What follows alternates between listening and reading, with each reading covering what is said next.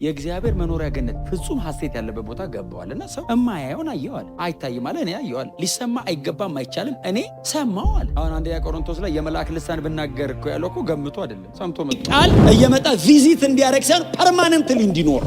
አሁን የሆነ ቀን እየመጣ እየጎበኘ እየሰራ እየተጠቀመ እንደሱ አይደለም። አብሮ ኗሪ እንዲሆን ስትኖር ወክ ስታረግ ኢየሱስ አብሮ እንዳለ እንዲገባ አለ። ያላለፈበትን ወይንም ያልገጠመውን ብቻ አይደለም የዘረዘረው ስደት፣ ሲቃይ፣ መከራ ጳውሎስ የደረሰበት መከራ አንድ ደብዳቤ ሁለተኛ ቆሮንቶስ ላይ ብቻ 55 መከራ አለ። ሁለተኛ ቆሮንቶስ እንደው ልንገራችሁ እንዴ ብሎ እኮ የተናገረው ነው። ላስታውስ ቢልማ ለዛውም እኮ 193 ግርፋት አንድ ብሎ ቆጥሮ ነው። አሁን እኛ ሁለተኛውን 194 ብለን ነው የምንቆጥረው። እሱ እየሰበሰበ 55 ይሄን ሁሉ ሲቃይ ያየ ሰው ቆሞ ሲያወራ ከክርስቶስ ፍቅር ይዞኛል።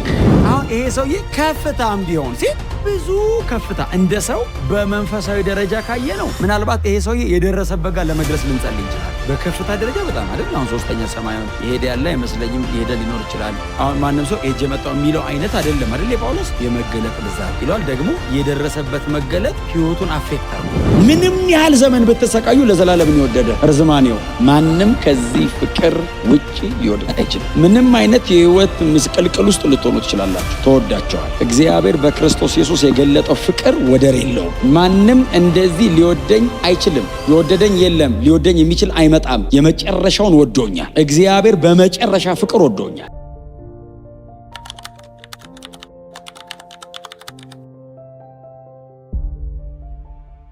የክርስቶስ ፍቅር በሚል ነው ጥቂት እንድናገር በልቤ ላይ ያለው። ሐዋርያው ቅዱስ ጳውሎስ በኤፌሶን ከተማ ለነበረችው የክርስቶስ ቤተክርስቲያን የጸለየው ጸሎት ነው። ባመናችሁ ጊዜ መንፈስ ቅዱስን ተቀበላችሁን የሚል ጥያቄ ጠየቃቸው። የመለሱለት መልስ እንኳን ልንቀበለው ማን ነው መንፈስ ቅዱስ ምንድነውስ የሚያደርገው? ይህንን ጥያቄ መልሰው ለጳውሎስ ሲጠይቁት ጳውሎስ ቁጭ አድርጎ አይደለም ያስተማራቸው። እንደዚህ 12ቱም ላይ መጀመሪያ እጁን ጫነ ነው የሚለው። ምክንያቱም መንፈስ ቅዱስ ደጅ ሆኖ ማስረዳት ከባድ ነው። ውስጥ ይግባና ብንማማርን በቀላሉ ይገባቸዋል አለ አይደል? እንዲገባን ክርስትናን ያለ መንፈስ ቅዱስ መኖር አይደለም ማሰብ አይቻልም አይደል? በህይወት ያኖረን መንፈስ ቅዱስ ነው። አሁን ኢየሱስን በአካል የሚያውቀው እዚህ ቤት የለም አይደል? ኢየሱስ የተሰቀለ ቀን የነበራለ እዚህ ቤት እንደተሰቀለ ግን ሁሉም ሰው እርግጠኛ ነው። ይሄንን እርግጠኝነት ውስጣችን ያስቀመጠው መንፈስ ቅዱስ እና ያለ መንፈስ ቅዱስ ስለማይሆን 12ቱም ላይ እጅ ጫነ። በጣም የሚያስደንቀኝ ሁሉም ተቀበሉ የሚል ቃል አለ። ለመቀበላቸው ምልክት የሚሆኑ በልዩ ቋንቋ ተናገሩ፣ ከመካከላቸው ደግሞ አንዳንዶቹ ትንቢትን ተናገሩ ይላል። አባትነት ሁሉ የሚሰየምበት የሚለው አብ የሁሉ ነገር ምንጭ ነው ሶርስ ነው። እምለምነው የምጠይቀው ነገር እጅግ በጣም ሰፊ ስለሆነ እምንበረከከው እሱ ፊት ነው። ምንም ነገር ተለምኖ የማይታጣበት ነው። የሚያስፈልገኝን ነገር በሙሉ እንበረከካለሁ፣ ይሰጠኛል። ለቤተ ክርስቲያን ልለምን ነው፣ እንበረከካለሁ፣ ይሰጠኛል። ይሄንን ማንም ሊያደርግልኝ አይችልም። የምንበረከከው በሱ ፊት ነው። ጳውሎስ የጸሎት ሰው ነው። በየትኛውም አጋጣሚ ይንበረከካል፣ በየትኛውም አጋጣሚ ይጸልያል። የሚጸልየው ግን በአብ ፊት ነው። የሚጸልየው ለቤተ ክርስቲያን ነው። በጣም ጸሎት የሚያስፈልገው ሰዓት ነው። ጳውሎስ ይህ ሰዓት እስር ቤት ነው። ለዛውም የሮም እስር ቤት ነው። ማሜርታይን ውስጥ ነው ያለው። እጅግ ጸሎት ያስፈልገዋል ከእስር ቤት እንዲወጣ። ጳውሎስ እንደዚህ ይላል፣ እጸልያለሁ። ለማ ለእናንተ። ኤፌሶን ከተማ በጣም ሴሌብሬት ሲቲ ናት። ኤፌሶን በጣም ዘመናዊ ከተማ ናት። ኤፌሶን ህዝቧም ከነበረው ሶሳይቲ መካከል እጅግ በጣም በኑሮ የተሻለ ነው። ከሮም ቀጥሎ ሁለተኛ የመንግስት መቀመጫ ከተማ ነች። በጣም ጥሩ ስራ እየሰራ ለሚኖረው ህዝብ እስረኛው ይጸልያል። ሼን እጁ ላይ ያለ እግሩ ተይዟል፣ እስር ቤት ነው ያለው። ለእናንተ እኔ ጸልያለሁ፣ ጸልዩልኝ ይላል ምዕራፍ 6 ላይ። የሚጸልዩለት ግን እንዲፈታ ሳይሆን አንደበቴን ስከፍት የምናገረው እንዲሰጠኝ ነው። ከዚህ በኋላ ጳውሎስ ሄዶ አፉ የሚከፈተው የት ነው? ፍርድ ቤት። አሁን ወጥቼ ቸርች መጥቼ እሰብካለሁ አይደለም የሚለው፣ ኮርት ላይ ልቆም ስለሆነ እዛ ስቆም የምሰብከውን እንዲሰጠኝ ከእስር ቤት እንዲወጣ አይደለም የሚጸልየው። አሁን እሱ ተንበርክኮ ግን ለእነሱ እየጸለየ ነው። አባትነት ሁሉ ከሚሰየመ ከፊት እንበረከካል። በውስጥ ሰውነታችሁ በመንፈስ እንድትጠነክሩ ስርና መሰረታችሁ በፍቅር የጸና እንዲሆን ጸሎቱን ይሁን እና ሰውየው እሱ እስር ቤት ነው ያለው፣ እነሱ ደጅ ነው ያሉት። ለሱ ነው መጸለይ ያለበት እንደ ባለ አእምሮ። በጣም ጥልቅ መንፈሳዊ ሰው ስለሆነ ተንበርክኳል። እስር ቤት ውስጥ ለመንበርከክ አይመችም። እግር ብረት አለውና እግር ብረቱን እንደምንም አስተካክሎ ሰንሰለቱን እንደምንም አንፏቆ ቁስሉን ሲነካው እንዳያመው አድርጎ ይንበረከካል። እና በውስጥ ሰውነታችሁ በመንፈሱ በኃይል እንድትጠነክሩ። ሰውየው በውስጥ ሰውነቱ ጠንካራ ነው። ለዛ ነው እስር ቤት ቁጭ ብሎ ደጅ ላለ ሰው የሚጸልየው። የላይኛው ሰውዬ ደግሞ የተጎዳ ነው። እኔ አይደለም ያልኩት፣ ጴጥሮስ ራሱ ነው ያለው። አይተህ አትገምተውም፣ አፉን ሲከፍት ነው የምታውቀው። ደግሞ መቼ መጣ ነው ብለውት አፉን የከፈተ ቀን ብትንትንን ነው የሚያወጣ። የሚለምንላቸው ከላይ ያለው ነገራችሁ እንዲያምር አይደለም የሚላቸው። የአርቲፊሻል የሆነው ፋሻል የሆነው ነገር አይደለም፣ የውስጡ ጄኒውን እንድትሆኑ ይሄ በውስጥ ሰውነታችሁ በመንፈሱ እንድትጠነክሩ ክርስቶስ በልባችሁ በእምነት እንዲያድር። ምን ማለት መሰላችሁ? ትክክለኛ ጳውሎስ የሚጠቀመው የግሪክ ቃል እየመጣ ቪዚት እንዲያደርግ ሳይሆን ፐርማነንትሊ እንዲኖር። አሁን የሆነ ቀን እየመጣ እየጎበኘ እየሰራ እየተጠቀመ እንደሱ አይደለም። አብሮ ኗሪ እንዲሆን ስትኖር ወክ ስታረግ ኢየሱስ አብሮ እንዳለ እንዲገባ ጳውሎስ የሚለምነው። አሁን እሱ እስር ቤት ነው ያለ። እዩት እንግዲህ ክርስቶስ በእምነት በልቡ አለ፣ ያውቃል። ለዛ ነው ባይዘው ከእስር ቤቱ የሚበልጠው ሰውየው። አይክደውም እኮ እስር ቤቱን በልጦት ነው። ችግር ብዙ ሰው አንበርክኮ ያውቃል። ሲቃይ፣ ስደት፣ ራቁትነት፣ ሰይፍ፣ ሞት ኦፍኮርስ እንዴ በጣም ብዙ ሰው አንበርክኳል። ምን ማለት ነው? ሰው የሚያምነውን ነገር እነዚህ ለአንዱ ብሎ ሊቀይረው ይችላል። ጳውሎስ እርግጠኛ ነኝ እነዚህ በሙሉ አይለዩኝም የሚለው እወደዋለሁ አይደለም፣ ወዶኛል። መወደዱ ላይ ተያይዘናል። እኔና እግዚአብሔር አይደለም ይዞኛል። እና ሞትም ይሁን ሕይወት፣ መላእክትም ይሁኑ አጋንንት አይለይም። መላእክት ግን ከባድ። ብዙ ሰው መልአክ አየው ብሎ ብዙ ነገር ይሆናል አይደል? መልአክ የሚመስል ነገር ስናይ እኮ 4ቱ የመላእክት አገልግሎቶች የሚል መጽሐፍ መልአክ የሚመስል ነገር አይተን ጳውሎስ ያስገባው ዝም ብሎ እንዳይመስላችሁ። አይሁዳውያን በጣም ፕራውድ ያደርጋሉ እና ጳውሎስ መላእክት ነው አልቀጥሉ አጋንንትስ ይዘረዝራል። ያለውም ይሁን የሚመጣው ምን ማለት ነው? እስካሁን የደረስንበት አለ። ምናልባት እኛ ዲስከቨሪ ያላረግነው ከዚህ በኋላ ደግሞ የሚደረግ ምን ያህል በክርስቶስ ፍቅር ላይ ያለው መተማመን ያለው መከራ፣ ስደት፣ ችግር፣ ሞት፣ ሕይወት፣ መላእክት፣ አጋንንት ብቻ ሳይሆን የሚመጣው ሌላም ካለ ብሎ ለእኛ ክፍት አደረገው። አሁን አንዳንዱ እኛ የሚገጥመን ቻሌንጅ ጳውሎስ አልገጠመውም ይሆናል ግን የኔ ይበልጣል ማለት አንችልም። የሚመጣው የሚላለው ጥቅሱ ከክርስቶስ ፍቅር ምንም አይለየንም። ማንኛውም ኃይል ይልና ከፍታም ይሁን ጥልቀት ወይም የትኛውም ፍጥረት በጌታችን ኢየሱስ ክርስቶስ ካለ ከእግዚአብሔር ፍቅር ሊለየን አይችልም። ጳውሎስ ያላለፈበትን ወይንም ያልገጠመውን ብቻ አይደለም የዘረዘረው። ስደት፣ ሲቃይ፣ መከራ ጳውሎስ የደረሰበት መከራ አንድ ደብዳቤ ሁለተኛ ቆሮንቶስ ላይ ብቻ 55 መከራ አልፏል። ሁለተኛ ቆሮንቶስ እንደው ልንገራችሁ እንዴ ብሎ እኮ የተናገረው ነው። ላስታውስ ቢልማ ለዛውም ብኮ 193 ግርፋት አንድ ብሎ ቆጥሮ ነው። አሁን እኛ ሁለተኛውን 194 ብለን ነው የምንቆጥረው። እሱ እየሰበሰበ 55 ይህን ሁሉ ሲቃይ ያየ ሰው ቆሞ ሲያወራ ከክርስቶስ ፍቅር ይዞኛል። የጳውሎስ መተማመን ተወድጃለሁ። ምን አይነት ፍቅር ነው የተገለጠው! ለብዙ ሰው የ33 ዓመት ተኩል አይሁዳዊ ወጣት መስቀል ላይ የተንጠለጠለ ነው የሚመስለው። ጳውሎስ የተገለጠው ፍቅር እነዚህም በሙሉ ይዘረዝራቸውና በወደደን በእርሱ ማለት ምን ማለት ቱ ደሚድስት ማለት ነው አይደል? ሁሉንም ስኬትና መከራ አይደለም ይዘረዝረው። በአንድ ጎራ እኮ ስኬት፣ ከፍታ፣ መልአክ፣ ኃይል፣ ልዩ ፍጥረት ሆነ የሚያውቃል እዚህ ውስጥ የለም። አሁን እኛ የምናውቀው ሰው፣ እግዚአብሔር፣ መልአክ። ከዛ ውጭ ታውቃላችሁ አናውቅም። እሱ ሶስተኛ ሰማይ ሄዶ ስለመጣ ያውቃል፣ አይቷል፣ ብዙ ነገር አይቷል። እና ምን ይበለው ቮካብለሪ ስለሌለው ልዩ ፍጥረት አለ። እሱ እንኳን ቢመጣ ወደ መሬት አለ ያ ምንም እዛ አይቼዋለሁ መጥቶ ያውቅም ልዩ ፍጥረት ይለዋል። በቃ ዲፍረንት የሆነ እኛ የማናውቀው ሰው ጋር መጥቶ የማያውቅ እሱ እንኳን ቢመጣ ምን አይነት የፈሰሰ ፍቅር! እግዚአብሔር ደግሞ በዚህ ፍቅር ልባችንን ያቅልጥ። በእንደዚህ አይነት የህይወት ሲቃይ መካከል ጸንተን የምንቆመው ተወደን ለክርስቶስ ፍቅር። ክብር ለኢየሱስ ይሁን እና ሁሉንም ዘርዝሮ መሃላቸው ነው የሚቆመው እና ሰብስቦ ነው የሚነግራቸው። አሁን ይሄ ሰውዬ ከፍታም ቢሆን ሲል ብዙ ከፍታ እንደ ሰው በመንፈሳዊ ደረጃ ካየ ነው ምናልባት ይሄ ሰውዬ የደረሰበት ጋር ለመድረስ ልንጸልይ እንችላል። በከፍታ ደረጃ በጣም አይደል? አሁን ሶስተኛ ሰማዩን ይሄድ ያለ አይመስለኝም። ይሄደ ሊኖር ይችላል። አሁን ማንም ሰው ሄጄ መጣው የሚለው አይነት አይደለም አይደል? የጳውሎስ የመገለጥ ብዛት ይለዋል። ደግሞ የደረሰበት መገለጥ ህይወቱን አፌክት አድርጎታል አይደል? ሰውዬው ደርሶ ሲመጣ ፕራይድ አለ። ሄጄ መጣው ያለው ራሱ በድካም የታገሱኝ ብሎ እንጂ ያለ መጠን ሀምብል ነው ያደረገው። መሄዱ ይገለጥልኝ ብለን እንጸልያለን ነው። ጥሩ ነው ይገለጥልን። ግን በጣም ቢገርማችሁ ተገለጠልኝ። ቀጥሎስ መውጊያ ሰጠኝ ነው።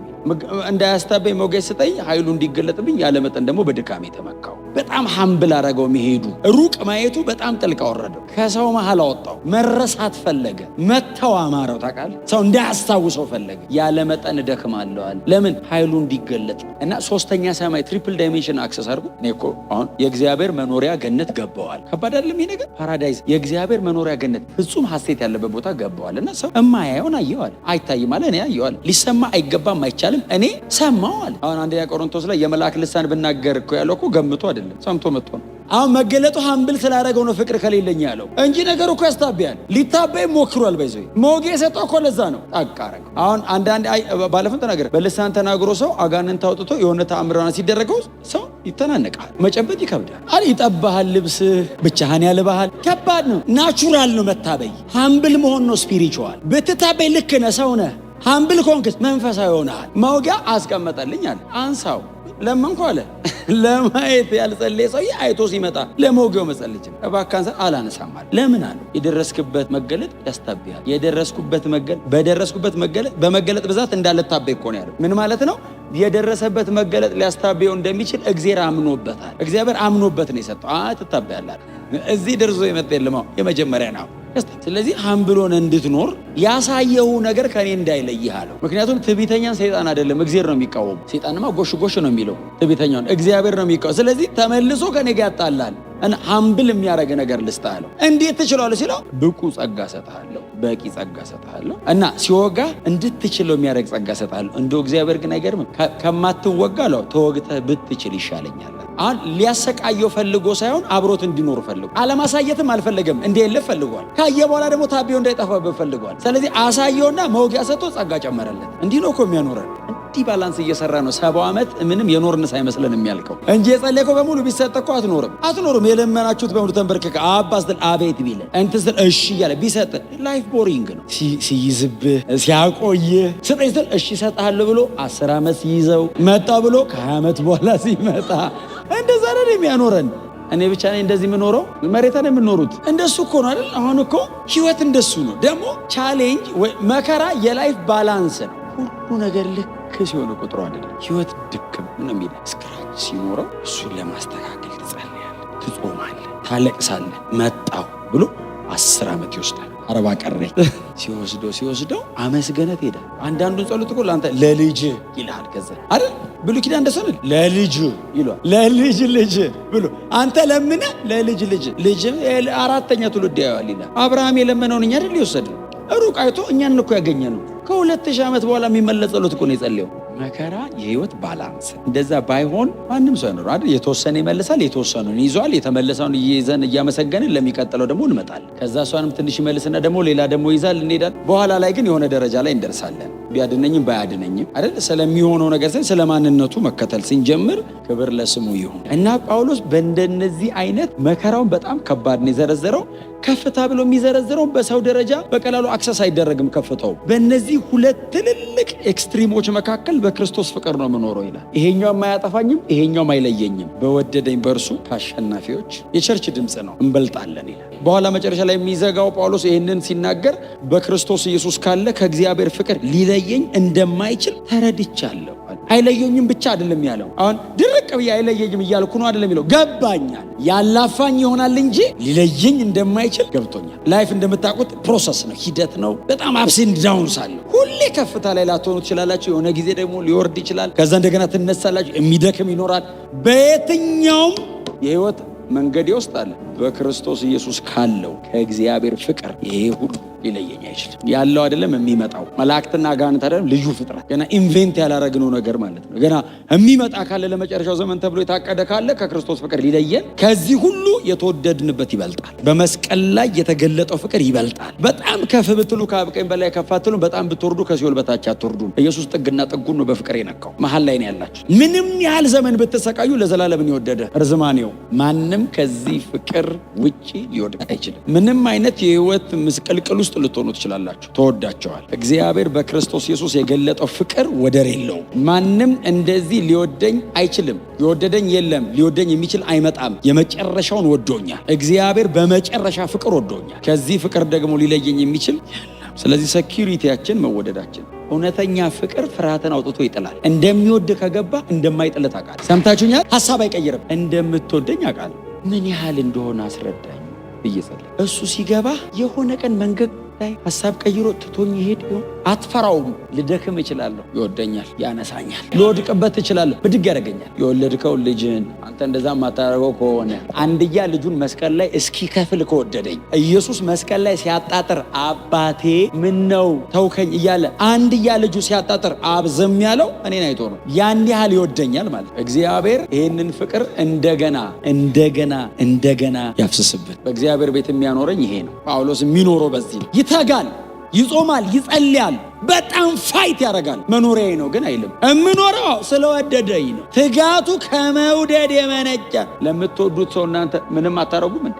ለምትወዱ ሰው እኮ የሆነ ነገር ስታደርጉ ውለታ እየዋላችሁለት አይደለም፣ ፌቨር አይደለም። እኔ ለፍሬክስ ምንም ነገር ፌቨር እያረኩለት አይደለም። እንደሚወደኝ ከገባኝ ምንም ባረግለት ያንሰዋል። ተንበርክክ የረጅም ሰዓት ብጸልይ ውለታ እየዋልኩለት አይደለም፣ ስለሚወደኝ ነው። ህብረት እያረኩ ነው። የሆነ ነገር ብታው ሲለኝ ብታውለት ስለሚወደኝ ነው። ማንም አይወደዳችሁ፣ እሱ ወዷቸዋል። መስቀል ላይ ስለ ኃጢአቴ እስኪሞት ድረስ ወዶኛል። በእኔ ቦታ መስቀል ላይ እስከ መሞት ወዶኛል። ህይወት ሰጥቶኛል። ለዘላለም ከኔ ጋር ኑር